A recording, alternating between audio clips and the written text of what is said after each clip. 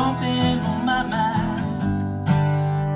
I'm having trouble sleeping, and you know I'm not that kind.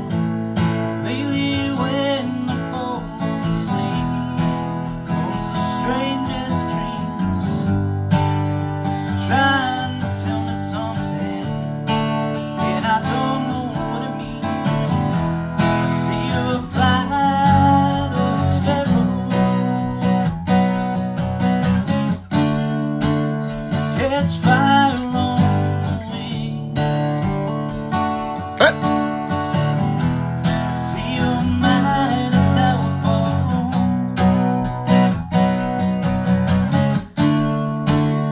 that dog on everything. I see the generations feeding on crusts of naked field, a child looking crosswise to a shining frontier, facing toward the northlands of rubble, stone, and wood. He says this could be heaven, hear a voice out the snow, lie awake in the darkness. I can't sleep no more.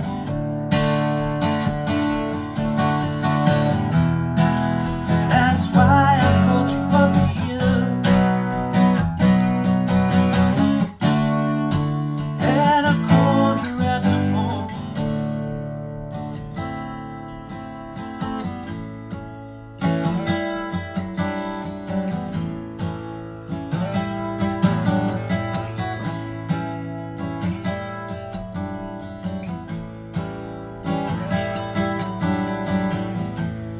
Walking up and down this restless highway, sleeping in a sunrise of a night,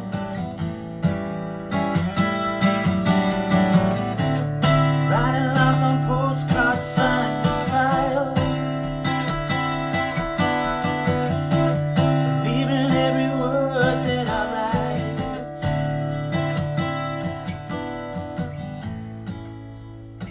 believing every word that I write.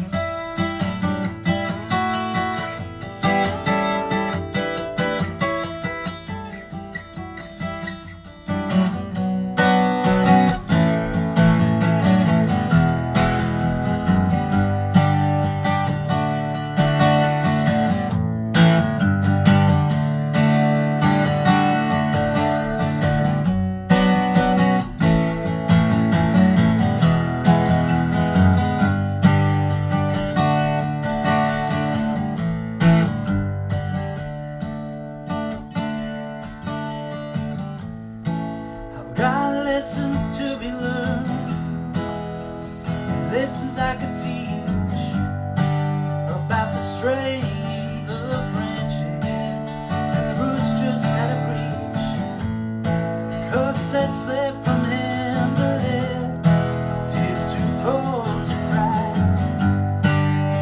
words too far to travel, but not too far to try. Who am I to linger in the ashes of the night? I am just a singer of things cold, dark, and bright.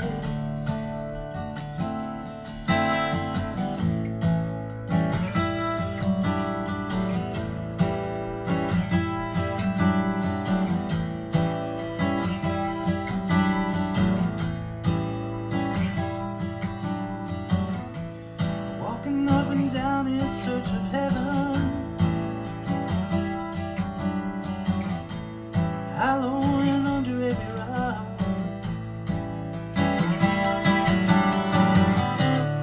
even as directions of lightning, but it won't say 'cause it don't talk.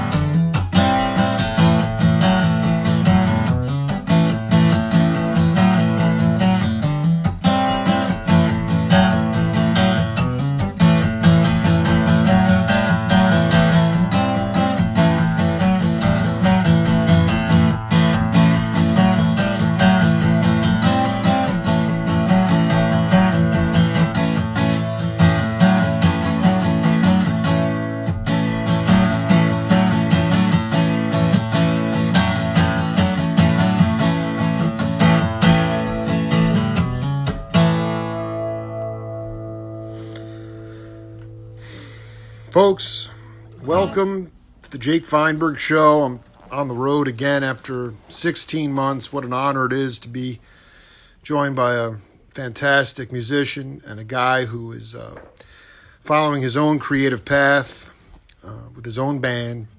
Alex Koford, it's an honor to have you on the Jake Feinberg Show. It's an honor to be here, Jake.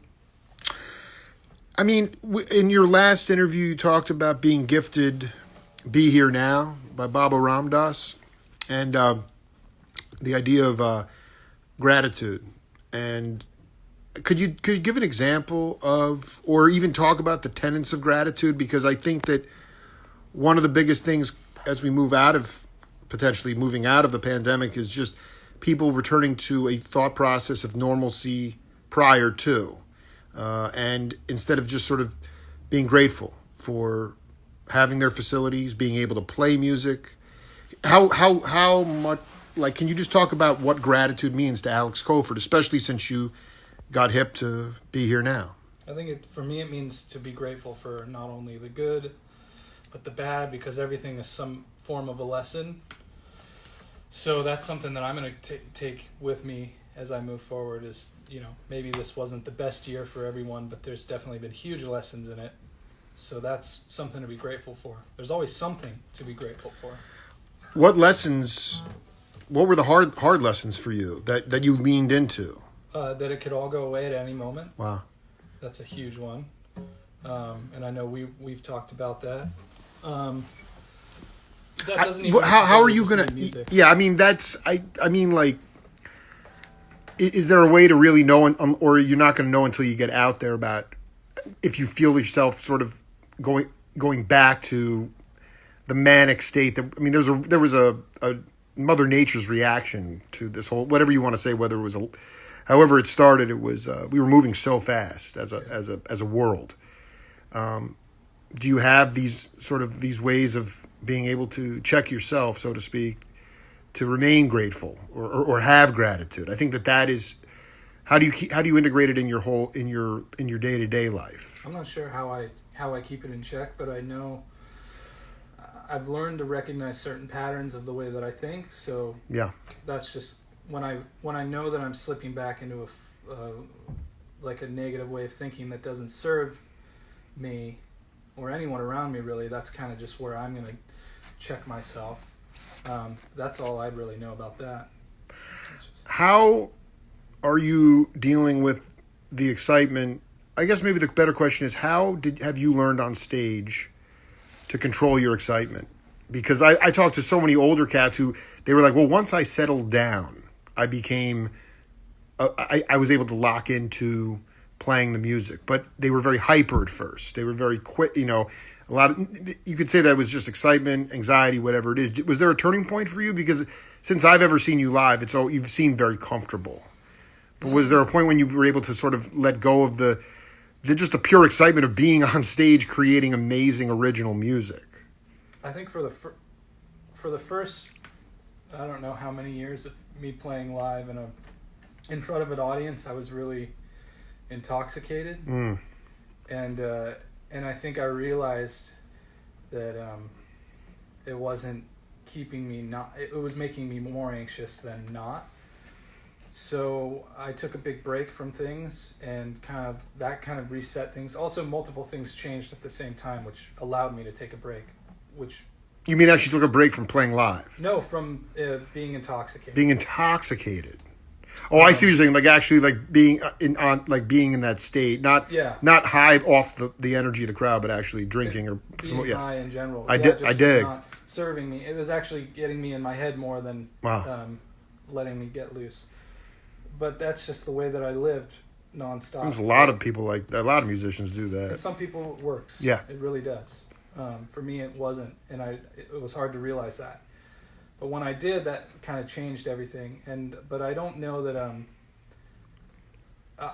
I still feel like maybe I have moments where I get critical or think a little too much on stage. But it's gotten so much better since I stopped.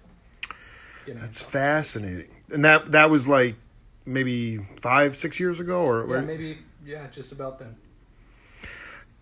Talk a little bit about the Wise Owls. the song you just played, there were a few riffs. It sounded like it was melded together from different kinds of. I mean, you have been influenced by a lot of cats, but can you talk about why you're driven to have your own band and what makes it an original band? I love playing guitar, and even though I'm not the greatest guitar player, I know that there's guitar players are everywhere, and everyone's good. But I love playing guitar, and I love writing songs. And when I write songs, I write them on acoustic guitar. And I've written songs for a long time. They haven't always been good, or I think they've gotten better. But I don't know that I can do one or the other. I love playing drums, but that doesn't fill this void. And I love doing this with guitar and singing, but that doesn't fill the primal drum thing. So I kind of just want both, and I've been lucky enough to be able to do both, and that's a huge blessing for me. I think with the Wise Owls, I see myself as a singer above a drummer or any other musician. I think I'm a vocalist. And so that's like the Wise Owls or whatever my project is, previously Colonel and the Mermaids. It's just an outlet for me to get my voice out and play a whole night of shows where I'm not the role of being the drummer and singing 1 to 2 songs a night. Absolutely. It's funny. I went back and looked at that Cass McComb show that you played, and I was stunned at how you say tribal, I think, or just innate the rhythm was in you. You're not. I mean, have you learned to basically just keep time on every kind of apparatus of the drum kit? In terms of like maybe it's the bass drum, maybe it's different. I mean, have you learned to?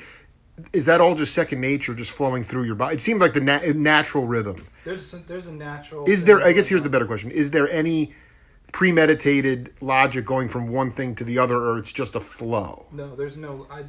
I have never. Maybe it's either my gift or my curse, but yet to be determined. I've never really sat down and thought out like, okay, I'm going to practice this amount of hours each week. I've never even had a lesson on any instrument, so wow. Everything is self-taught. I've always had some sort of music in me. Obviously, I've gotten better through the years, but there's a natural thing that I'm lucky enough to have, and I actually kind of, at this point, I really feel good about following that. You should. Yeah, I mean, I think that's like, not everyone has that, and that's not to say that it's the right or the wrong way, or better or worse than anything, but that's what I have, so I'm going to go with that, it's a gift. I think if you had taken more formula lessons, people might have tried to move you away from that and into more formula stuff. And the fact that you haven't is brilliant. Before we wrap this up, I just wanted you to talk about a guy who continues to inspire. I know a very selfless cat and a brilliant musician is Farmer Dave. Yeah. You just talk to people that might watch this in Wyoming or New York that don't even know. I mean, the West Coast cats, I'm from New York, right? I mean, I know the cats from New York and they have their own vibe and it's beautiful, but it's East Coast. And you come out here and the Southern Cal vibe is different than the Northern Cal vibe, but Farmer, can you just talk about Farmer and how he continues to inspire you? Gladly. Farmer is a kind of a magical person. I don't know any other thing or person like Farmer Dave. When I'm around Farmer Dave, I feel happy. When I leave Farmer Dave, I feel happy, and I want to be better. Not necessarily a better musician or anything like that. I just want to be a better person. I want to learn how my body and my mind and everything works. And for some reason, Farmer Dave makes me want to grow. That's an intangible thing too. It's not like he's trying to. No, I don't think. There's no like program or something that's going to teach that. It's just coming out of him. Yeah, and so not only is he a wonderful musician that sprinkles his awesome flavor over whatever he plays. He just is this. There's a power to him that doesn't come from wanting to be powerful. He just is. You want to finish with a tune? Sure. Yeah. Yeah, I'll play too. It's an honor, Koford. It's so great to hang, man. Yeah, thank you for being here. Absolutely, dude. Come to my Gratitude, grateful, man. I'm just grateful.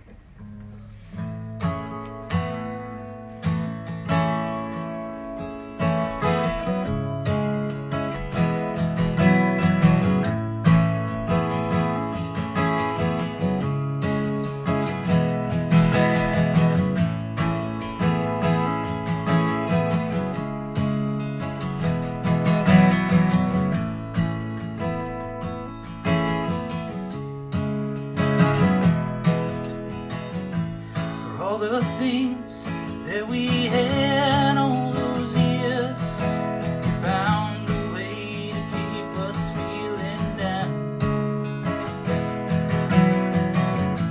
Such a shame how I dreamt of better days, not knowing everything was waiting in this town. And when that dust has settled,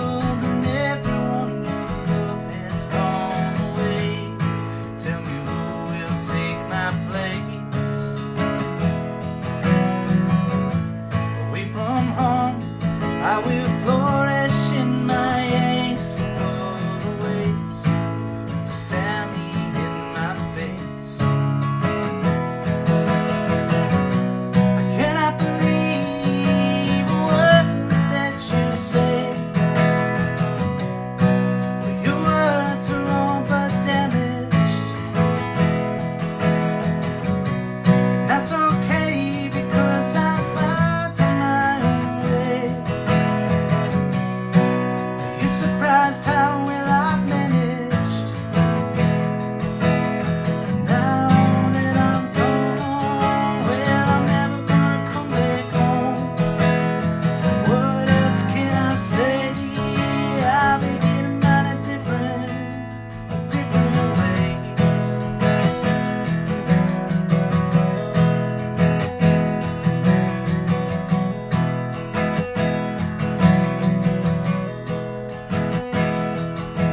These days they melt you like ice turns to dust, but you trust that it's where you're meant to be.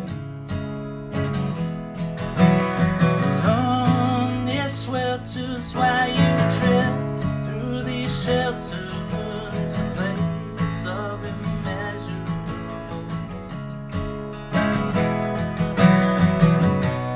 Can I believe the word that you say? Your words are all but damaged. That's okay because I found my own way.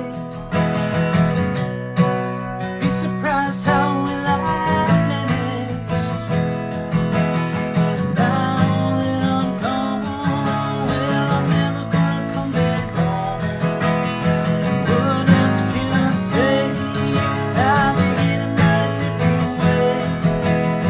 Now that I'm gone, oh well, I'm never gonna come back home. Oh, and what else can I say? Yeah, I'll be getting mine a different way.